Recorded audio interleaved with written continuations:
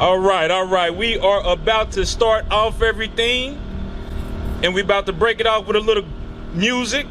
Fantastic music, great music by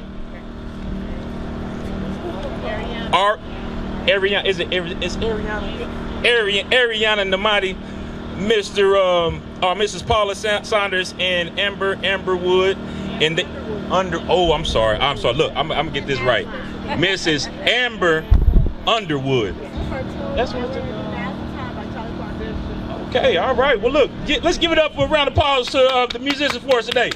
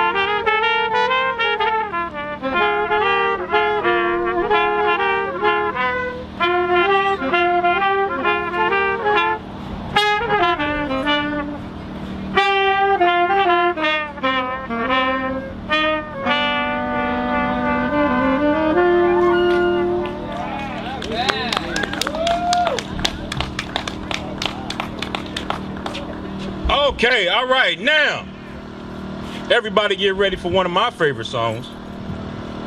We are going to Kansas City and with Miss Paula Saunders.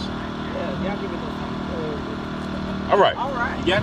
Yeah, bring it down. Yeah, sure.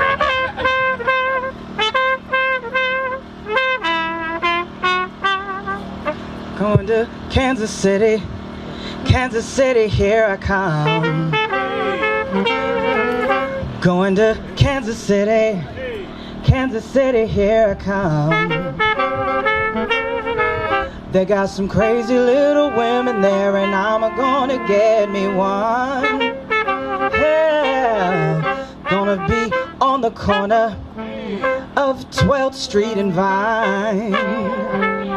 We're gonna be on the corner of 12th Street and Vine. Yeah, with my Kansas City baby and a bottle of Kansas City wine. Oh, see, I might take a train, I might take a plane. Well, if I have to walk, I'll get there just the same. Going to Kansas City, Kansas City, here I come. Hey, they got some pretty little women there, and I'm gonna get me one.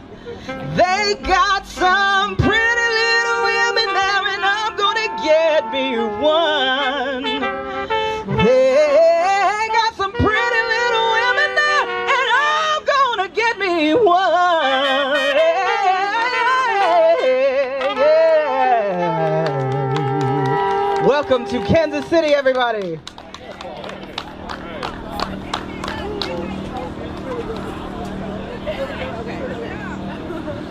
All right, all right. That was just absolutely fantastic. Give it one more time for Mrs. Paula. That was beautiful. That was very, very beautiful. All right, so listen, I'm Deron Black. I help out the Creative Cities, Kansas City Incorporated with public relations. And today we're introducing the Unesco Creative Cities Music of USA. We're opening up to form our Kansas City's economic music strategy. And so, we're standing on, of course, the historic, 12th and Vine. I know it's, right there. And so we want to commemorate and celebrate the music that literally put Kansas City on the map for over 100 years ago. And that music is Kansas City Swing. And we of UNESCO, of the Creative City of Music USA, we believe that music is a component of economic development. So, we want to dedicate this day to demonstrate our assets for the preservation, the tourism, and the education and the entertainment. And of course, I want to thank all the board members, Miss Anne Marie, I think Miss Anne Marie's over there, and Miss Kathy Pursley. Where's Miss Kathy? Miss Kathy. And Dr. Jacob Wagner. I don't think Dr. Jacob is here at the moment. And Mrs. Bukika Blakemore. Is Miss Blakemore's here? But they've worked very hard. So let's give them a round of applause for the past 4 years of what they've done for the UNESCO Creative Cities program.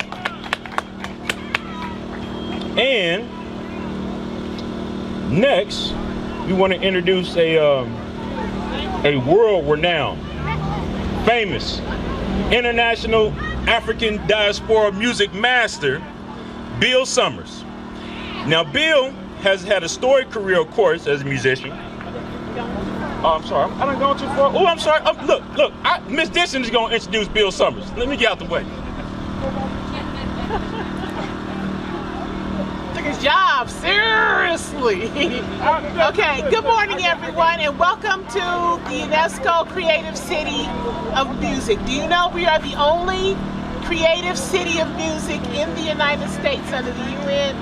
You did not know that. We are on a historic corner today to do this press conference because it's important that Kansas City not only remember its heritage, but its roots in the music that made us an international, global sensation all over the world. Okay, when you talk names like Jay McShane and Charlie Parker and those names, they were the architects of this music, known all over the world. Kansas City, it's time to swing with that as an economic development strategy. Okay, so we'd like to introduce a brother who's been with us a couple of times this year. Our international African diaspora music master, Mr. Bill Summers. Bill Summers has had a storied career as a musician. He is probably best known for his work with Herbie Hancock on the first platinum-selling jazz album in history, Headhunters. His craft has taken him to many continents, and he has performed or collaborated with such names as Quincy Jones, Michael Jackson, Harry Connick Jr., and Patrice Rushen, and was the percussionist on such unforgettable projects as The Color Purple and the iconic miniseries Roots. He honors us today as we announce our collaboration with him and his remarkable new group, Forward Black Back. Please join me to welcome Mr. Bill Summers to the UNESCO Creative City of Music family. Thank you, Anita, and everybody. Hey, look, I really don't have that much to say. I think it's important. This being one of the greatest cities of music on the planet Earth, you know, this is one of the meccas for our music. And without Kansas City, there would even not be New Orleans music. It's kind of connected. I live in New Orleans, Louisiana, and Unesco has deemed this the only creative city of jazz in the United States. Now, Anita Dixon is a very important keystone to making this happen. Now, it is not one person that makes a thing happen. Even the universe, I mean, you know, look at it. You know, we have to take care of the grass and the trees. We have to mow the lawn, fertilize the plants, you know, so we can eat even. The same thing with this music and this effort that she's put forward. I support her because she cares. You know, if you care and you understand the importance of this music, it's not music. We're not musicians. We're physicians. We cure people. That's what we do. And that's what music offers to people around the world. So when we have someone like her that is standing up for our rights as musicians and trying to get even musicians in this community paid a decent wage, you have to stop and listen, you know, because we don't want to play for $80 or $75 a night. That's like asking the dentist to put in an implant for nothing. It just, you know, respect us. We have a profession. Some people say, you know, well, what do you have something to fall back on? Yeah, Anita Dixon. You know, I mean, people like that keep us going. You know, so it's just very important that we move on as a community, and the community includes the entire world. And what this city represents to UNESCO, we're talking about the United Nations. That means we're all over the planet, okay? And she has a fingerprint in it, okay? So support us, support this effort, get behind everything. This city as a creative city of art and music under UNESCO, it is a very important accomplishment. So that's all I have to say. It's just that I'm here, I paid for my ticket, and I'm here because I know how important it is to support art, young people, the black community especially, because without Africa, there would be no jazz. It wouldn't be, without Cuba, there would be no mambo. There would be no merengue without the República Dominicana. And this is an African thing. We need to really go back and study and kind of bring it all together. Thank you.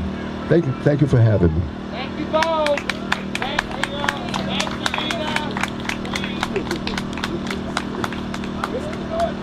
All right. We've got a lot of people who've been supporting us lately. So I'd like to bring on my friend, Danny Powell from Heartland Song Network.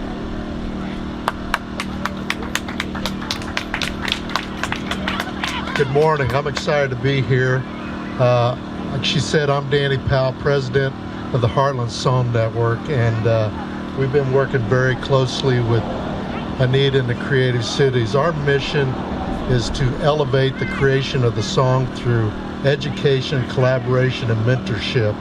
Our goal is to help build this music ecosystem where our people, our jazz players, our musicians, our creators can stay here and thrive. and they don't have to move away. We have an Artist of the Month, and I was very happy that our Artist of the Month this month is Miss Amber Underwood. She is a wonderful asset to this community, and I just want to thank you and do what you can to support these musicians. Thank you, Anita. We're going to ask those three musicians that came in, because the thing that we do for Creative Cities has everything to do with retaining and building our musicians community. When there's a $75 gig, and that's been happening for the last 30 years, we lose. We've got to start a music economy so we can retain the best, keep the best musicians, and keep this thing going internationally. So I'd like three musicians this morning to come up and say a word, because this is their farm. This is them. Thank you, Anita. Thank you, everybody, Mr. Summers. My name is Clint Ashlock. I'm the artistic director of the Kansas City Jazz Orchestra, and I was born here, and I'll live here as long as I am lucky enough to do so. And as a musician that gets the privilege to play jazz music and to commune with the spirit in this town and the soul in this town and all of the people that came before, it is, besides my kids, the most meaningful thing in my life. And just to be able to share this city's story and this city's history through my little perspective is a blessing. And to be able to do that with such great people is so important. As the artistic director of the Jazz Orchestra, we have a responsibility to share that both here and abroad. And being part of the Unesco family, you can't put into words what that means.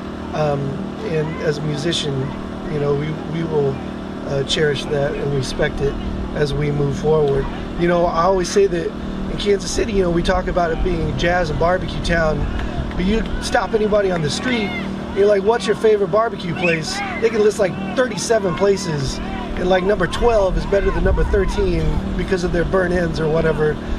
We want to get to that point with jazz music, where everybody in town can run off a list even better than their barbecue list. So here we go. Good morning, everyone. My name is Amber Underwood. Thank you for having me. I want to say thank you to Anita Dixon and my fellow musicians that are with me today. I was born and raised here in Kansas City, and I'm just fortunate to be a part of the fabrics of music here in Kansas City. I started here on the Vine, going through kind of the jam session scene and everything like that, and so I have a duty to be able to carry that on to the next generation. I'm also an educator. I'm in the Kansas City Public School Districts teaching our students and teaching our kids in music. I'm a band director, and so it's our job, like the elder statesmen taught us. Now we have to continue the story and be able to expand on the genre of what we call as jazz. We raised this music right here in Kansas City, and so if we don't do something about it and have our music strategy and have those things in place for Kansas City, it's slowly slipping away. So it's our job as musicians and your job to help keep this alive. So I just want to say thank you so much. Hi, thank you all for being here and tuning in. My name is Ariana Namadi. I'm also born and raised Kansas Cityan, and like Amber, my young introduction to jazz was through the Vine, just going to the Blue Room jam sessions. They used to have an earlier one at the Foundation, not super late at night, that I could go to when I was still young, and it really just made a lasting impression on me, and has just inspired me so much. There's so many great musicians in this town, and organizations like this to ensure that we are being taken care of are really meaningful, and we just need all the support that we can get. So Anita is doing great work. I'm so fortunate to be able to work with her and just be a part of the community. And I really appreciate that, and I look forward to our future because it's looking good. So yeah, we just thank you all for the support and hoping for the best. Now you see these signs behind the next to me here? You might be wondering what they are. If you're going to be on the bus with us today, we'll explain a little bit more. But you know the NFL draft is coming to Kansas City, and the World Cup is coming to Kansas City. So we of the music community internationally are introducing an international project, and that is the Jazz Draft, which will be working with a number of jazz musicians. And I got this idea, there he is, from this guy named Robert Farmer. So this is going to be explained a little bit more in detail at the Kansas City Museum, 3218 Gladstone Boulevard. If you'll get on the bus with us in a few, you'll be able to do the tour to talk about our community assets on 18th and Vine, what's going to happen, what could possibly happen with the new developments, and what we need to do as a UNESCO Creative City of Music to perpetuate an economic development thought. They always think music culturally. Think of it now as job creation. Think of it now as money making. And it turns into a whole different thing worldwide, and that's what we're going to do at the presentation. So a lot of you stick around, lunch will be served, and we'll do this immense presentation. I do want Robert Farmer and V. Weiser Dixon, if he's still here, to come up for just a second. Did V. Weiser leave? Oh, okay, cutting deals. Robert Farmer with Urban America, everybody.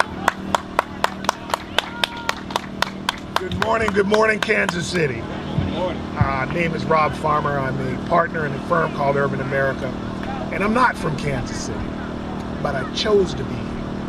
I came to Kansas City about 20 years ago doing real estate development consulting, and made a decision to come back here about 7 years ago to assist in some major projects, one of which is 63rd Street and Prospect Avenue. But one is in conjunction with my partner V. Weiser, and I don't see him around here, but I definitely want to recognize him. We're redeveloping the Kansas City Castle and South Vine Street corridor. And when Anita talks about jazz and economic development, she's absolutely spot on, 100% correct. The Kansas City vibe, the 18th and Vine Street, 12th and Vine Street vibe, again, not being from Kansas City, I get so much excitement when I tell people that I'm doing a real estate development project at 18th and Vine. In fact, in April on International Jazz Day, I collaborated with Anita, and we got some groups out of Pittsburgh, which is my hometown, and Kansas City to play. And these young ladies, where's Paula, is she still here? They did a fantastic job along with our Pittsburgh jazz artists. And as we were here the night before, my guys from Pittsburgh, and I had a guy named Roger Humphreys. I don't know if you guys are familiar with Roger, but he was the session drummer on Song for My Father with Horace Silver. He's a protege of Art Blakey. And Dwayne Dolphin, who is the traveling bass player with the New JBs and Fred Wesley, but he was also a jazz session player for Whit Marcellus. And all they wanted to do was take pictures with the Charlie Parker bust behind Soiree. And they were tickled pink to actually be at 18th and Vine Street. Kansas City is such a treasure when you talk about its jazz and its history, and as Anita was talking earlier, this is where it started. This is the cradle of where jazz music started.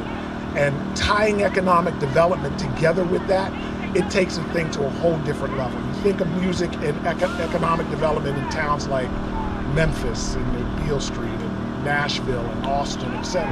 Kansas City has as much history, if not more, in the jazz community, tied up internationally. And through Anita's leadership and through guys like me who are willing to work with her, and V. Weiser, who I am just distraught that I don't see him because he needs to be taking the bow on what he's doing. This is going to be a tremendous, tremendous initiative. So we're truly excited, glad to be here. We're invited, and we continue to work with Anita and her team. And thank you guys, and enjoy this beautiful day. We'll see you on the Jazz Bus.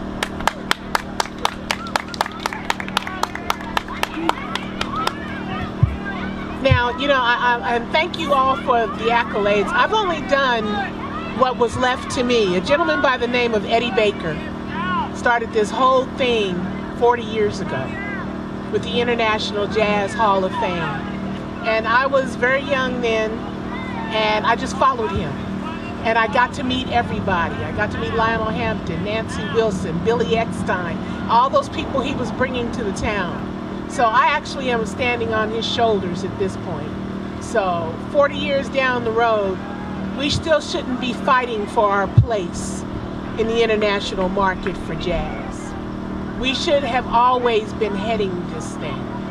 The $75 gig, do you know that in New York, they just paid $250 million to bring musicians from all parts of the United States to shore up their jazz community in New York. Took 6 of them right out of here.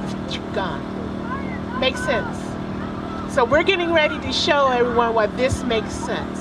Why this type of collaboration, because what is sports without music? Are you ready for some football? Or take me out to the ball game and sing. It's a part of everything. We need to get back into that.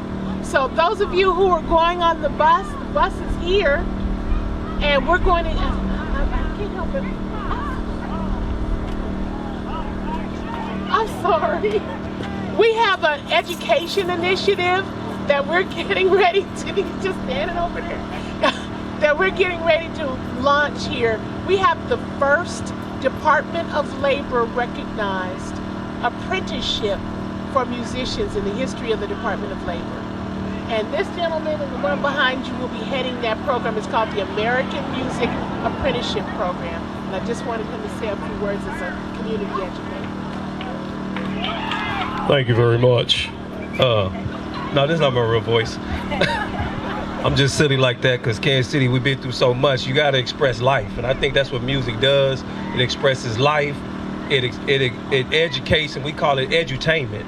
You know, and I think that's a big thing. So I was very excited to hear about this American Music Apprenticeship Program, because now we can take our 14 and 15-year-olds through a process of training them to when they graduate, they now are registered with the Department of Labor, and they get that wage, and they don't have to worry about $75 to come in and do a whole bit. So this is what it's about, economics. It's about teaching our young folks. It's about changing Kansas City. And I want to thank the board, and I want to thank Ms. Dixon and everybody that showed up today to make this possible for us, because now we can say the future of Kansas City is finna actually grow, because music is going to plant the seed for the next generation. And I'm talking about some positive things are going to happen, because when young people learn music, that's another language. We say take up Spanish, take up, French. But when you learn music, when I watch my daughter play the violin and then flip the page and looking at these squiggly symbols and then playing what she sees, she knows another language. And she'll be 14 on 9/11. And I want to see something like this grow for all of our children and grandchildren. So I just want to say again, thank you. Everybody get on board. Let's make this happen. Thank you, board members, because y'all been putting the work in too. Thank you. I hope I didn't forget anybody. If I did, please forgive me. But we're going to start boarding the bus. If you're interested, we've got, I'm sorry?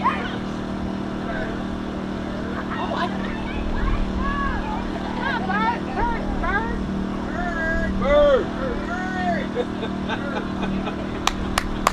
I'm getting smacked. I'm getting smacked. They want to hear from you. Okay, good afternoon. Good morning, I'm sorry, it tells you where I'm at. I was over there talking to my buddy Bill. And Bill is a person that I'd always followed all my career. He don't know that. But, and I met him in the flesh about 4 years ago. And he did a master class in percussion, Afro-Cuban percussion at my place. And then I got a chance to talk with him. He stayed at my house, and we just started dropping names. He knew who I knew who he knew, because I lived in Berkeley for a while, in San Francisco. That's where his base at one point, before he went off and with Herbie Hancock and the Headhunters and became a big-time guy. But we are like percussion partners in the flesh, in the blood, okay? And when he met Anita through the UNESCO project. And I always talk to Anita about the diaspora, of the African diaspora, and how all of the music from Africa has dovetailed into the music of the Caribbean and Brazil and New Orleans and Kansas City. You know, all of these connections was very, very important in understanding what she's doing with the UNESCO's Creative Cities of Music project. And then prior to that, I did a program through my organization, the Traditional Music Society, called Africa to Jazz. And then we started collaborating, and she came up with Voyage of the Drum. So Africa to Jazz was how African music kind of segued into jazz music, but she took it to a national or international level. So the Voyage of the Drum, where African influenced music has seeped into the cultures of everybody in all styles: jazz, hip hop, rap, neo soul, whatever you want to call it. So this is something that Bill had talked about, him and I talk about all the time. And Anita came on board with this Voyage of the Drum, and now you have it, and we got something going on, y'all. I know. Okay, so that's all I got to say. Thank you. Those of you who will be joining us on the bus, we can board on the bus now. We'll be about an hour doing the tour. We're going to go through 18th and Vine. We're going to look at the preservation opportunities that we have. We're going to look at the various economic development opportunities that are going on. And then those will be brought back to your cars, because it won't be a long trip.